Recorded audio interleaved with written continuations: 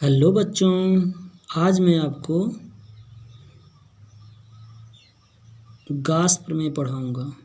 ठीक है बच्चों, इसमें आपको सबसे पहले मैं विद्युत फ्लक्स बता देता हूँ क्या है। ठीक है बच्चों, तो विद्युत फ्लक्स जो है, ध्यान रखिएगा, किसी विद्युत क्षेत्र में किसी क्षेत्रफल से अभिलंबवत जो गुजरने वाली कुल बल रेखाओं की संख्या है उसे हम कहते हैं विद्युत फ्लक्स। क्या बच्चों, फिर से एक बार, विद्युत क्षेत्र में स्थित है किसी क्षेत्रफल से अभिलंबवत गुजरने वाली कुल बल रेखाओं की संख्या को ही विद्युत फ्लक्स कहते हैं। ठीक बच्चों, अब इसमें ध्यान रखिएगा बच्चों, विद्युत फ्लक्स को हम फाई ई से प्रदर्शित करते हैं। तो phi equal to E dot D S, जहाँ ई विद्युत क्षेत्र को प्रदर्शित करता है और डी एस पृष्ठ को क्षेत्र प्रदर्शित करता है। तो इसका ये सदिशों का ये क्या कहलाएगा बच्चों, आपका अदिश गुणनफल। तो इसका वेक्टर फॉर्म हटेगा तो E D S cos theta आएगा। ध्यान रखिएगा बच्चों। फिर इसमें दूसरा टॉपिक है आपका घन कोण। फिर इसके बाद गास प्रमेय में हम आएंगे। ठीक बच्चों, पहले मेन चीज़ें आप जान लीजिए, कुछ बेसिक चीज़ें। ठीक, आप घन कोण जान लीजिए बच्चों। क्या है घन कोण? घन कोण किसी पृष्ठ द्वारा किसी बिंदु पर, मान लीजिए कोई पृष्ठ है और किसी बिंदु पर बनाए गए कोण को ही हम क्या कहते हैं? घन कोण कहते हैं। किसी पृष्ठ द्वारा किसी बिंदु पर बनाए गए कोण को घन कोण कहते हैं। घन कोण को हम डी ओमेगा से प्रदर्शित करते हैं। और यहाँ ध्यान रखना बच्चों, ये डी ओमेगा जो होता है, डी ओमेगा बराबर डी एस कॉस थीटा बटे आर स्क्वायर, इसकी वैल्यू है, इसको थोड़ा ध्यान रखना है आपको।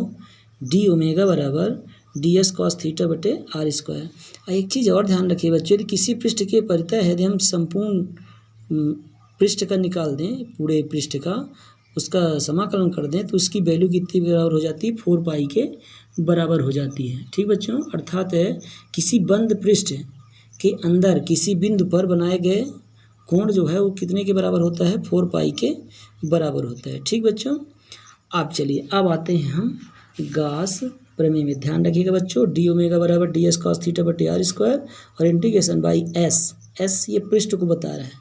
ये जैसे पृष्ठ है ना, ये संपूर्ण पृष्ठ है, और डी ओमेगा घन कोण है। तो घन कोण का किसी पृष्ठ के परितः समाकलन कर दिया जाए तो वो उसका मान कितने के बराबर होता है? 4 पाई के बराबर। चलिए बच्चों, अब मेन टॉपिक है आपका गॉस प्रमेय। ध्यान से देखिएगा बच्चों, गॉस प्रमेय क्या है?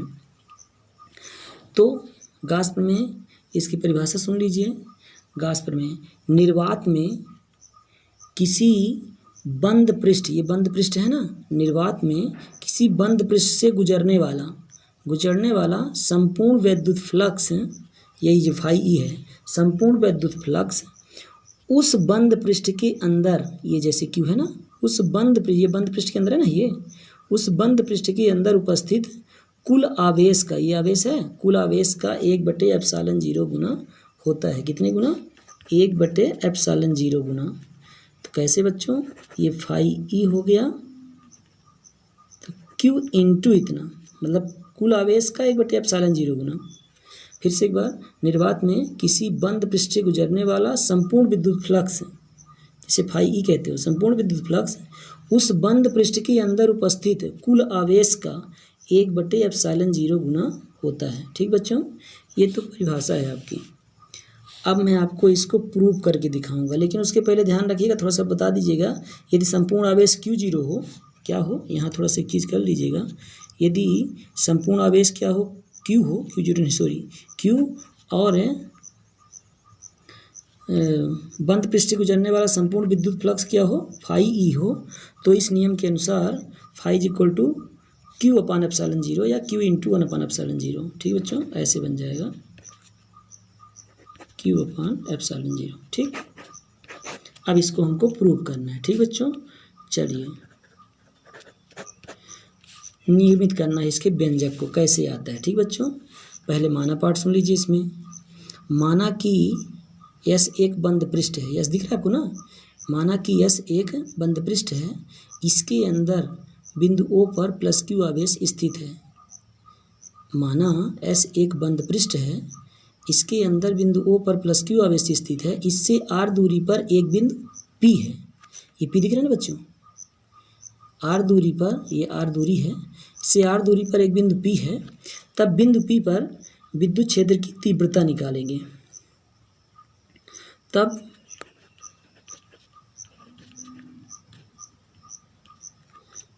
तब बिंदु P पर विद्युत क्षेत्र की तीव्रता क्या होगी बच्चों? E बराबर 1/4 एप्सिलॉन जीरो Q/R²। ठीक बच्चों, इसको समीकरण नंबर 1 बना देंगे। ठीक है, माना पाठ फिर से जल्दी सुन लीजिए एक बार। S एक बंद पृष्ठ है, माना S एक बंद पृष्ठ है, इसके अंदर बिंदु O पर प्लस Q आवेश स्थित है, इससे R दूरी पर एक बिंदु P है। तब बिंदु P पर विद्युत क्षेत्र की तीव्रता E/4πε0Q/R²। ठीक बच्चों, अब एक काम करना है, इसी में ध्यान रखिएगा। यहाँ पे क्या करेंगे थोड़ा सा अब बिंदु P को घेरे हुए ये अल्प पृष्ठ है, ठीक है ना।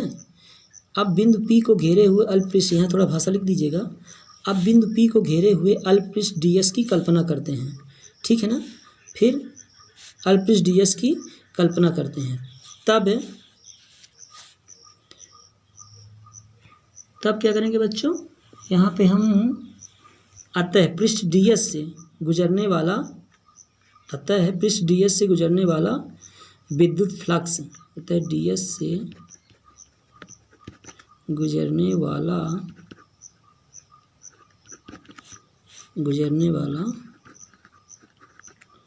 विद्युत flux d phi is equal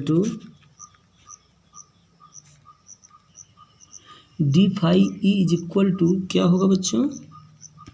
E.ds। ठीक है, इसका वेक्टर फॉर्म हटेगा तो क्या मिलेगा बच्चों? E.ds cos theta. ठीक है, थीटा जहाँ ध्यान रखिएगा बच्चों, थीटा क्या है? यहाँ पे ds के बीच का कोण है। ठीक बच्चों,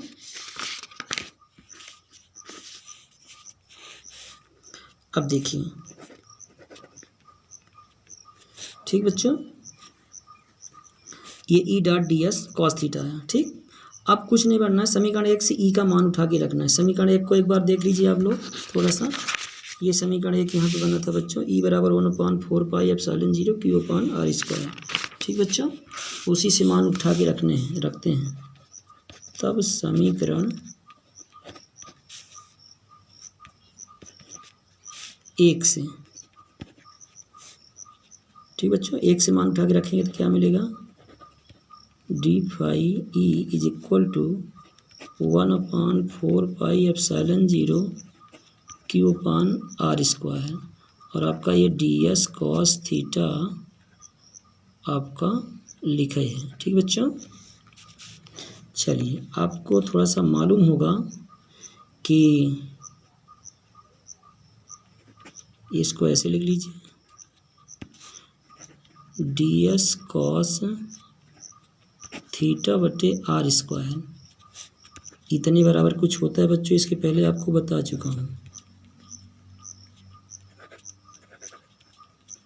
एक बिसर न गया हो तो ds cos थीटा बटे R² बराबर क्या होता है? d ओमेगा घन कोण। ठीक बच्चों, यहाँ चूंकि करके लिख सकते हैं d ओमेगा बराबर ds cos थीटा बटे R²। ठीक बच्चों, चलिए, अब इसको समीकरण नंबर हम बना देते हैं 2। ठीक है, अब बच्चों इसमें देखिए, अब बंद पृष्ठ S से गुजरने वाला संपूर्ण विद्युत फ्लक्स निकाल लेते हैं। ठीक बच्चों, अब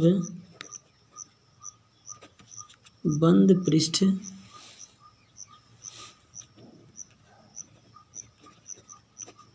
S से गुजरने वाला संपूर्ण विद्युत फ्लक्स। ठीक बच्चों, तो phi E is equal to क्या आएगा बच्चों? Integration by S. अब एस के सापेक्ष निकाल रहे हैं तो डी फाई ई। अब डी फाई ई का मान समीकरण 1 से रख दीजिए, तब समीकरण 1 से। ठीक है बच्चों, तो मान रखेंगे तो क्या आएगा, इंटीग्रेशन का चिन्ह ये है, समीकरण d का मान कितना है, q/4πε0 डॉट डी ओमेगा। ठीक बच्चों, समाकलन का चिन्ह उधर जाने दीजिए, q/4πε0 को बाहर निकाल लीजिए, ये डी ओमेगा। इतने बराबर क्या होता है बच्चों,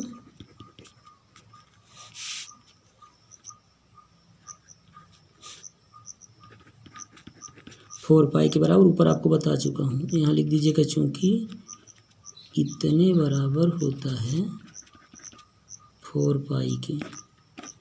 ठीक है बच्चों, तो 4π से 4π कैंसिल आउट होगा, अब q/, आपको मिल गया ε0। ठीक है बच्चों, यही आपका क्या है, गॉस का प्रमेय है। और यदि एक चीज़ और थोड़ा करना चाहें तो इसमें यदि के भी दिखाना चाहें तो आप फाई = आप ऐसा भी कर सकते हैं यदि चाहें तो, कभी कभी व्यंजक भी यदि करेगा तो कर दीजिएगा। बता दीजिए जहाँ के क्या है, के माध्यम का परावैद्युतांक है। ठीक है बच्चों, यहाँ के क्या है, माध्यम का परावैद्युतांक है। ठीक, यदि वीडियो अच्छा लगा बच्चों तो लाइक, शेयर और सब्सक्राइब करिएगा, और बेल आइकन जरूर दबा दीजिएगा बच्चों, ताकि अगली वीडियो आपको मिल सके।